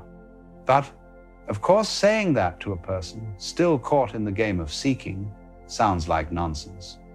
They want to know how, what to do, what step to take, and yet every step you take to find it only takes you further away, because you are moving in the wrong direction toward effort, toward the future, toward the illusion that there is somewhere to get to. Most of our lives are organized around that illusion. From the moment we begin to think of ourselves as someone, we are told that we must improve, advance, refine, and control. We measure our value by what we can obtain: more money, more knowledge, more love, more approval. Even our spiritual pursuits are infected by this disease of acquisition. We want enlightenment like we want a new car or a diploma. We imagine that there's a ladder reaching to heaven, and all we need to do is climb faster than the rest. Yet every rung of that ladder is made of smoke, and the higher we go, the less real it all becomes. What awakening reveals is that there is no ladder, no top, no bottom, only the ever-present ground beneath your feet. When one truly awakens, one does not gain new powers or visions. One gains nothing, but in that nothing, everything changes. It is like waking from a dream in which you believed you were starving, and suddenly realizing that the hunger was only part of the dream. The food you were chasing was never real, yet you, the dreamer, remain. The great secret is not that you become something different, but that you cease to need to become anything at all. What you gain is not more content in your life, but the quiet recognition of what was always there. Now, of course, our minds don't like that kind of simplicity. We think, surely it can't be that easy. We are addicted to struggle. We believe meaning comes from difficulty, that peace must be earned by effort, that wisdom must be bought with suffering. So when someone tells us that the truth is already present, that we are already free, we think it must be a trick. And so we continue searching, reading books, attending retreats, analyzing our thoughts, all the while overlooking the simple fact that the search itself is the barrier. To seek truth is to affirm its absence, just as to chase happiness is to admit you are unhappy. Awakening is the end of that chase. Imagine, for a moment, a man standing in the middle of a clear pond, frantically scooping at the water with his hands in an attempt to find what he already stands upon. He disturbs the reflection, splashing about, growing more and more frustrated. And then, suddenly, exhausted, he stops. The water settles. The reflection returns. He sees the sky mirrored perfectly beneath him. That moment of stillness, that surrender, is awakening. Not a reward for effort, but the result of exhaustion, the exhaustion of the self that seeks. So, what do you gain when you awaken? You gain the loss of what was never real. You lose the burden of trying to be someone. You gain the simplicity of being no one in particular. You lose the anxiety of time, the endless pushing towards some imagined tomorrow, and you gain the immediacy of this moment. It's not that life suddenly becomes perfect. You still get hungry, tired, lonely. You still laugh, cry, and make mistakes. But the difference is that it all happens within a vast sense of okayness. The storm still rages, but you are no longer in the storm. You are the sky that contains it. The tragedy of modern life is that we are taught to identify with the storm. We say, I am sad, I am angry, I am lost, but these are only passing clouds.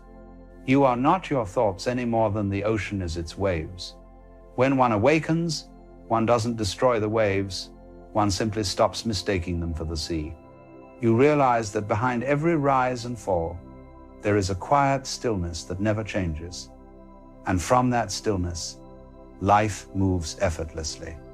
You might ask, well then, if I am already this awareness, why don't I feel it? The answer is simple. You are looking for it as though it were an object. You imagine awareness as something that can be experienced, when in fact, it is the very condition for experience itself. You cannot see your own eyes without a mirror, and you cannot perceive awareness as though it were apart from you. So, in our endless attempts to observe, analyze, and define ourselves, we create more mirrors, more reflections, more distortion. But the truth was never hiding. It was simply overlooked because it was too close. That's why, when people awaken, they often laugh. Not because they've discovered something new, but because they realize how absurdly simple it has always been. It's as if you've been tearing the house apart looking for your glasses only to find them perched on your nose. The laughter is the sound of the mind collapsing into humility. It realizes it can't grasp what it is trying to hold because it itself is the thing being held. And so, awakening is not an achievement. It is not the result of discipline or purity or perfection. It is the relaxation of the very effort to reach it. In that relaxation, you discover what was always here, the unshakable presence of being itself. And once that realization dawns, you cannot lose it, because it was never gained. You cannot unsee what has been seen. You cannot unknow the truth that you are the very thing you were seeking.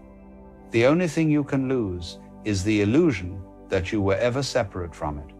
Of course, awakening doesn't make you superhuman. You don't float about in a permanent state of bliss. Rather, you become profoundly ordinary.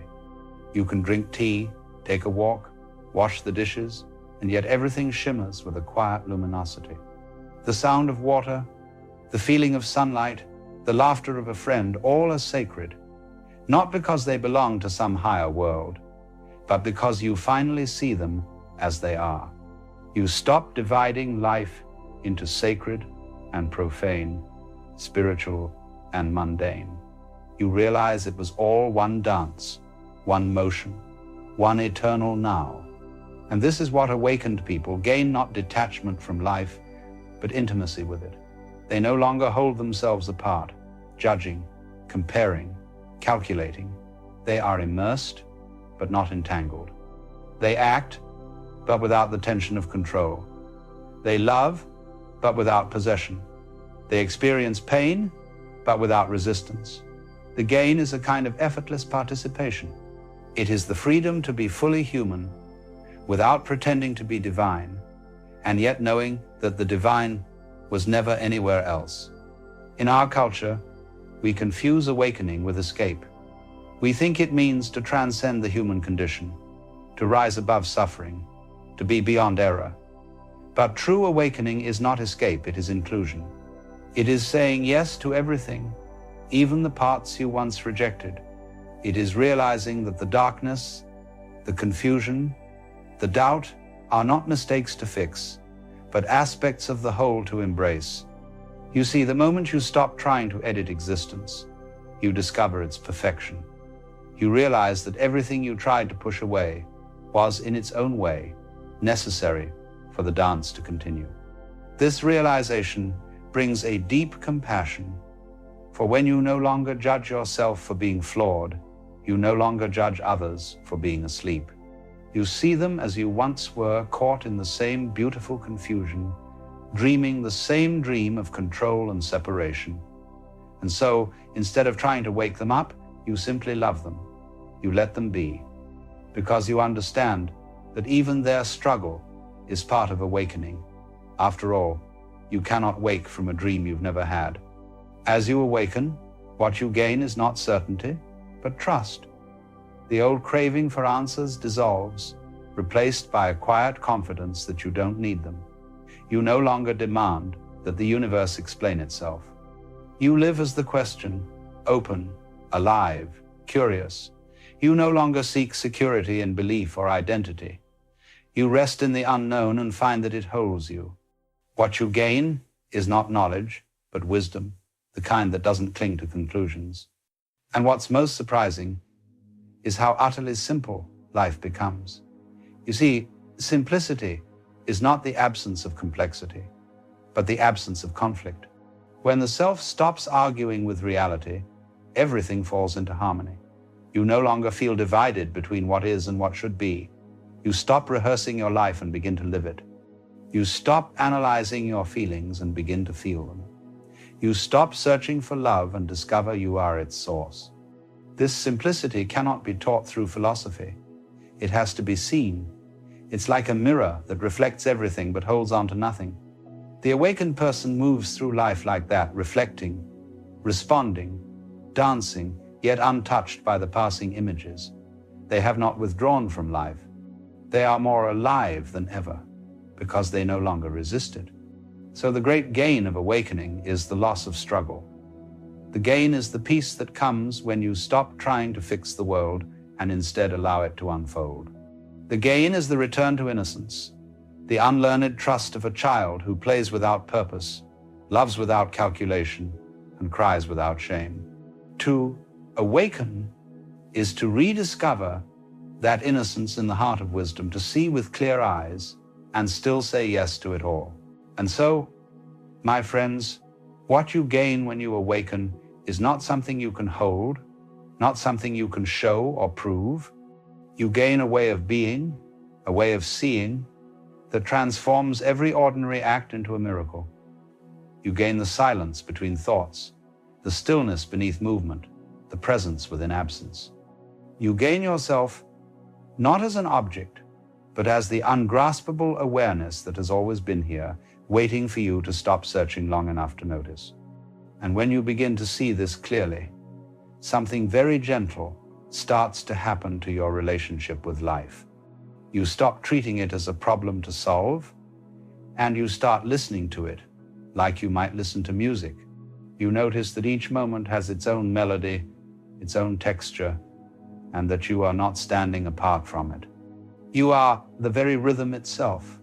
moving and changing, rising and falling, breathing in and out. To live awakened is to live musically, not mechanically. It's to sense that everything that happens, no matter how apparently chaotic, fits perfectly into the larger harmony. The mind, of course, will protest.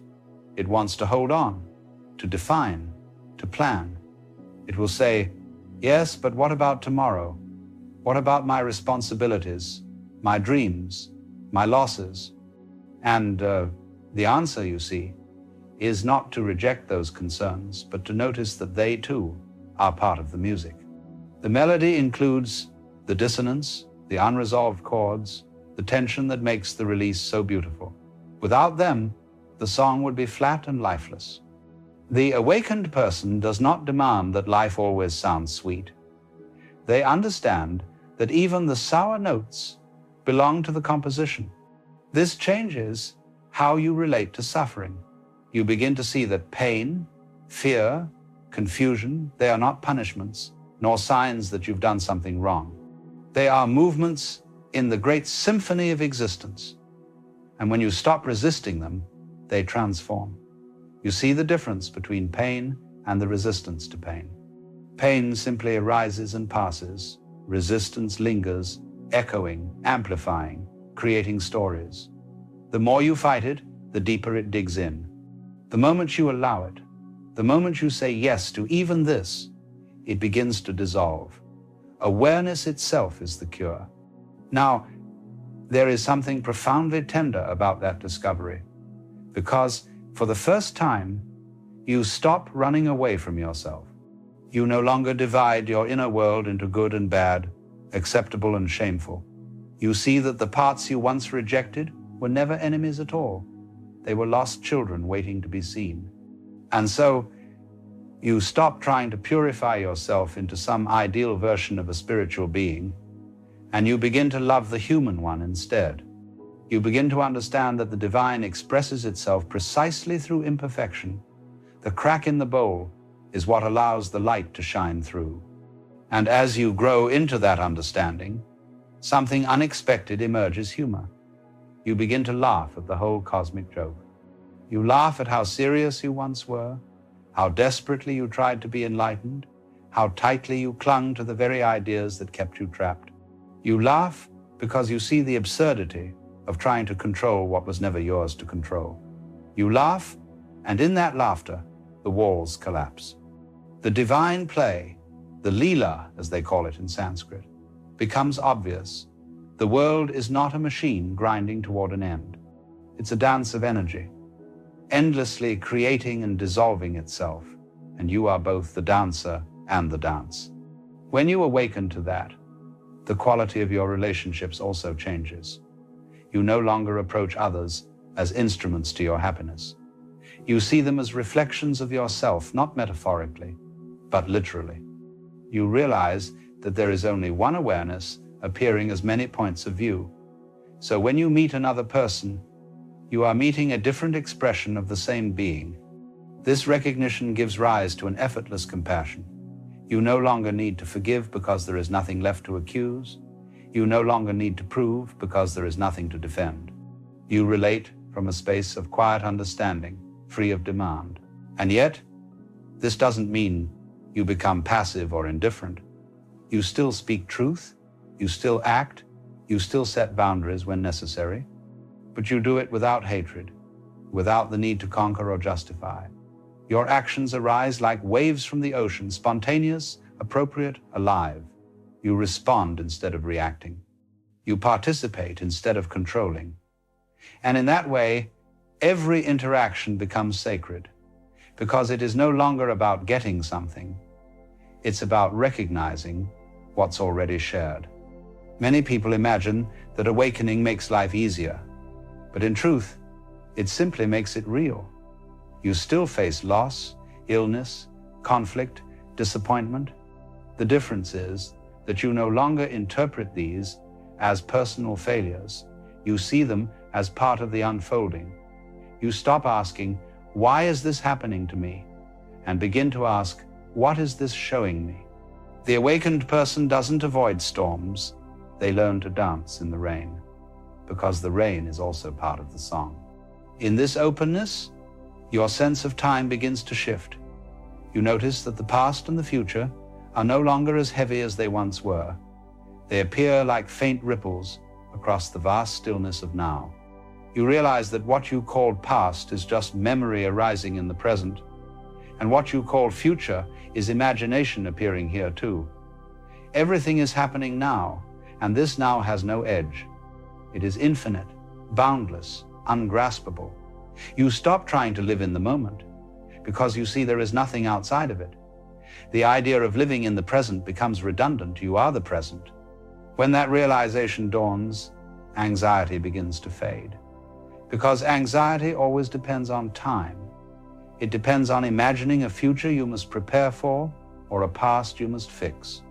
Without that timeline, fear loses its foundation. You find a quiet confidence that whatever arises will be met when it comes. You no longer need to prepare for life because you are life. And this brings with it a kind of softness, a grace. You stop pushing so hard. You stop running so fast. You start to trust the natural intelligence that beats your heart, that breathes your lungs, that turns night into day without your permission. This trust is what many traditions call faith. But it's not faith in a concept or a distant deity. It's faith in the living reality of existence itself. You begin to notice how everything works together in mysterious balance, the way pain deepens compassion, the way endings give rise to beginnings, the way loss opens space for renewal. You see that you don't need to understand it all. You can rest in the mystery, because the mystery is not against you, it is you. This resting brings about a deep stillness, even in motion. You can be busy yet peaceful, involved yet free. You no longer need to withdraw to find silence. The silence is within you wherever you go. It's the silence between the notes, the space that allows the music to be heard. The awakened person doesn't reject the world, they listen to it differently. They hear the divine rhythm in traffic noise, in children's laughter, in their own heartbeat. Everything becomes a kind of meditation, not because they are trying to be mindful, but because they can no longer help it. And gradually, a shift occurs in your motivation. You stop living to prove yourself, to accumulate, to win. You live because living itself is the play of existence. You work, you rest, you create, not out of fear or ambition, but out of the sheer joy of participation. You become like an artist painting without needing to finish the picture, knowing that the act of painting is the beauty itself. You stop striving for purpose, because you see that life doesn't have one in the way you imagined. Life is not a journey toward meaning, it is the meaning. And the more you try to impose meaning on it, the more it slips away. So what you gain when you awaken is the freedom to live without needing a reason. You are no longer driven by the anxious question of what am I supposed to do. You do what feels alive, and that aliveness becomes your compass. You realize that meaning is not found, it is expressed. Every moment you live authentically, every breath you take in awareness, is meaning itself unfolding. The awakened life is not a life of answers, but of pure response, spontaneous, creative, full of wonder. And in this simplicity, something miraculous happens. You begin to fall in love with everything.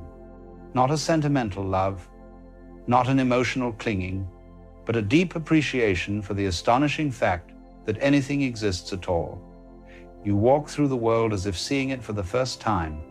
The light on water, the sound of footsteps, the scent of rain, each becomes a portal to the infinite. You realize that existence doesn't need improvement. It needs only to be seen. To awaken is to see. But this seeing is not separate from doing. It's not the lazy detachment of someone who says it's all an illusion. It's the vivid engagement of someone who says it's all alive. You live fully because you no longer fear loss. You give fully because you no longer fear lack. You die to each moment, gladly, because you know you will rise in the next. That is what makes the awakened life so radiant. It's not an escape from death, but a dance with it. And this brings us to one of the greatest paradoxes. The awakened person gains the ability to lose completely. They are not afraid of endings because they know there are none. Every ending is just the beginning of another form. Just as a wave falls back into the sea only to rise again, you see that what you truly are cannot be diminished. What you gain when you awaken is the understanding that loss itself is part of wholeness, that even disappearance is a kind of presence. And so you stop hoarding moments. You stop clinging to experiences, people, even memories. You learn the art of letting things pass through you. You become transparent, like glass, allowing light to move freely. You are no longer heavy with the weight of what was or what could be. You are light, fluid, open. You are, in every sense, free. And it is in that freedom that the deepest joy emerges, not the fleeting happiness that depends on conditions, but the uncaused joy that arises simply because you are. It is not a joy that needs to shout. It hums quietly beneath all things. You feel it when you breathe, when you watch a bird take flight, when you smile for no reason. It is the joy of being itself, which cannot be taken, cannot be taught, cannot be lost. That, my friends, is the gain that never fades, the gain that was never earned, the gain that was always yours. When you begin to live from this space, you find that the whole experience of being human becomes lighter. Not easier in the sense of less demanding, but lighter in spirit. You can carry the same burdens as before, but they no longer weigh upon you in the same way. The heaviness was never in the burden itself. It was in the illusion that you were carrying it alone. The moment you see that you are the life that carries itself, the burden dissolves. Effort still exists, but the strain disappears. It is like dancing. The steps may be complex, but when you let the rhythm guide you, it no longer feels like work. Now you might say, but what about my responsibilities? What about the real challenges of life? And of course they remain.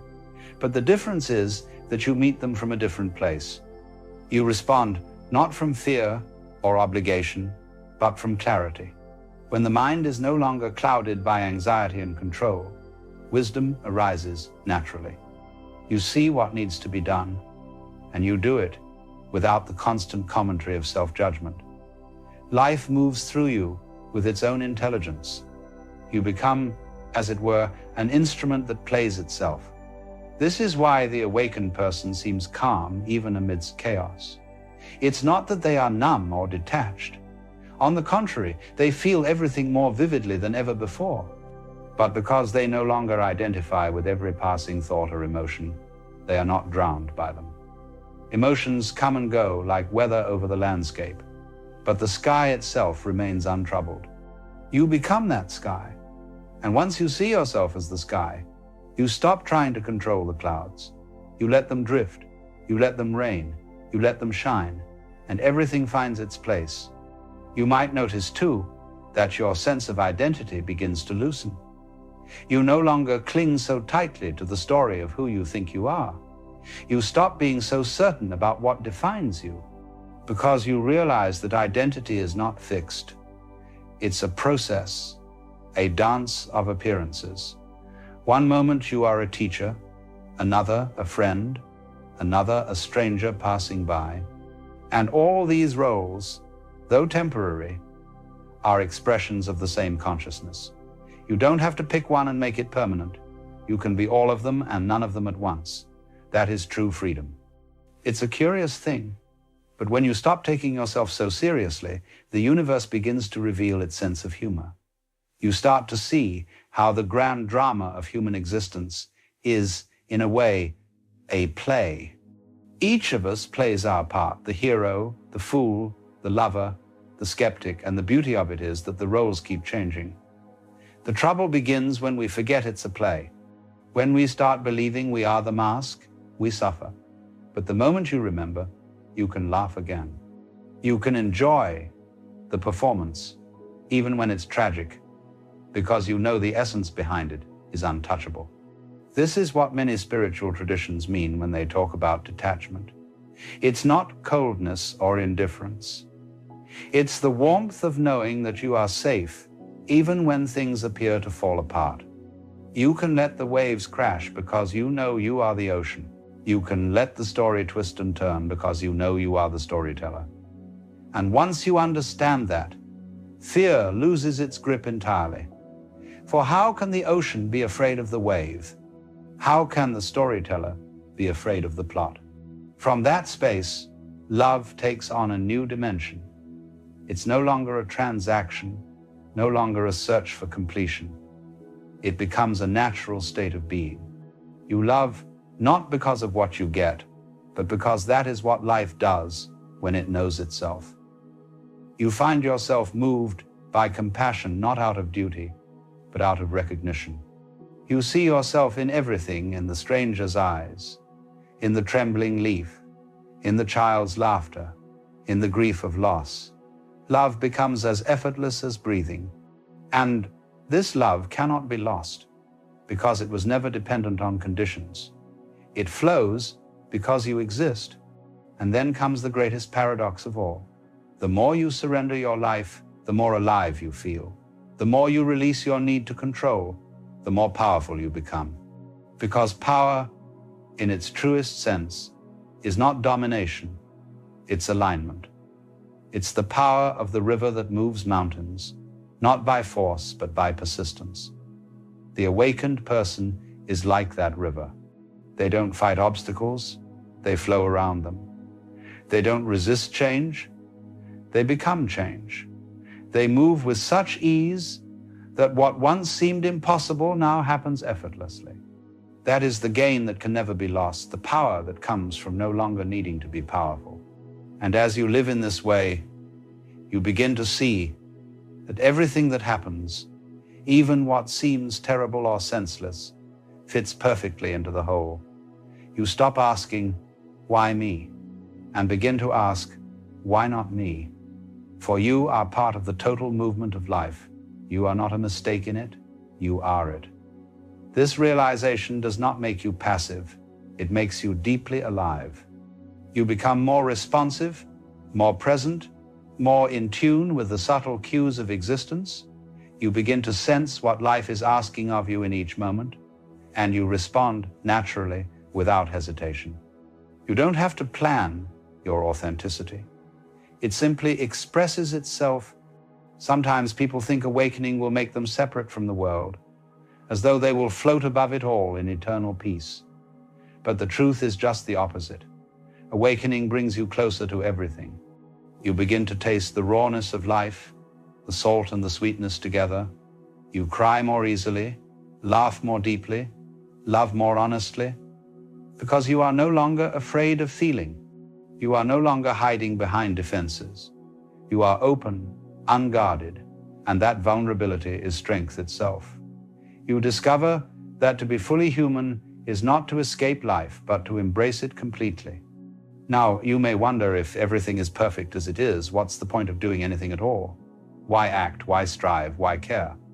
And the answer is very simple, because that is what life does. Life creates, moves, evolves, and expresses itself endlessly. The awakened person does not act to reach a goal. They act because it is their nature to do so. The flower blooms not to impress anyone, but because blooming is what it does. The bird sings not to win applause, but because song is its essence. In the same way, your actions, when aligned with awareness, are no longer forced. They are spontaneous expressions of life's intelligence. They need no justification. This is what true purpose feels like. Not a rigid plan, but a flowing expression. You realize that you don't need to find your purpose. You need only to remove the noise that hides it. The purpose of life is not something given to you. It is what you give to life through your being. Every smile, every act of kindness, every moment of awareness is an offering. You are not here to conquer the world. You are here to be the world in conscious form. And slowly, gratitude begins to color everything you experience. You start to feel thankful even for the ordinary, the mundane, the things you once ignored. You wake up in the morning and notice the warmth of the blanket, the sound of the wind, the breath in your lungs. You realize that every single moment is a gift, not because it's pleasant, but because it exists. Gratitude is the natural fragrance of awareness. You don't have to practice it. It arises effortlessly when you are truly present. It's not something you say, it's something you feel in your bones. As this gratitude deepens, life becomes luminous. Even the simplest actions shine with quiet significance. Drinking a cup of tea, watching the sky change color, walking down the street, each becomes an act of participation in the mystery. You begin to see that enlightenment was never about escaping the world, but about seeing it clearly, seeing it as divine, even in its ordinariness. The awakened person doesn't need to go anywhere else. Heaven is not a destination.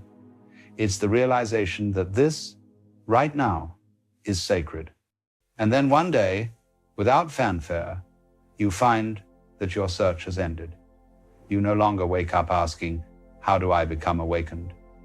Because you understand that there was never anyone to awaken. The seeker and the sought were one and the same all along.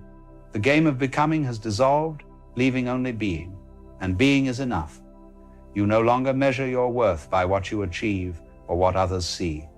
You rest in the quiet certainty that to exist is the ultimate success. This, you see, is what awakened people gain that they can never lose.